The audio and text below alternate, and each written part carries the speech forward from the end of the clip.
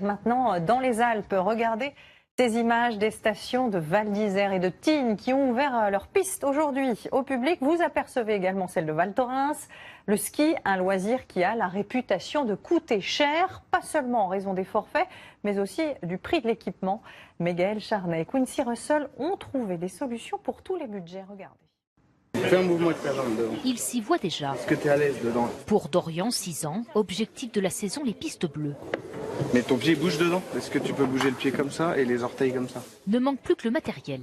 Et tant pis si ses chaussures ont déjà servi. L'intérêt, c'est de trouver du matériel en bon état et puis de le changer chaque année régulièrement en fait. C'est bien plus intéressant de neuf, surtout pour les enfants qui changent vite de taille. Dans cette bourse au ski, l'équipement parfois quasi neuf est à moitié prix. De quoi faire de bonnes affaires, même s'il faut avoir du temps devant soi. Non mais là il y a un souci, c'est obligatoirement les bonnes. Ça sert forcément un petit peu. Après 328 essais, Jocelyne a enfin trouvé la paire de ses rêves. C'est pas cher. Même si je les porte qu'une année, je pourrais les remettre à la bourse aussi. Et pour ceux qui seraient tentés de troquer leur vieille paire de ski contre un équipement dernier cri, voici les dernières tendances. La grande tendance justement, c'est de travailler l'allègement des skis pour faciliter le ski au plus grand nombre. On arrive à gagner sur une paire de skis comme celle-là à peu près 400 grammes. Des skis plus légers, voilà de quoi intéresser madame. Quand il faut déchausser, les porter, etc., je préfère qu'ils soient un peu plus légers.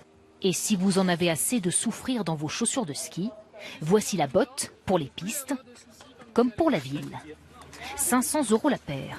Pour ceux qui l'ont testé, le confort n'a pas de prix. On est dans les télésièges ou en marche, c'est génial. Quasiment comme des chaussons.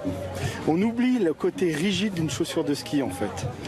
Des skis à tout faire, aussi bien sur les pistes que dans la poudreuse. Ou ceux à admirer, comme une œuvre d'art. De quoi ne pas passer inaperçu, même dans le grand blanc.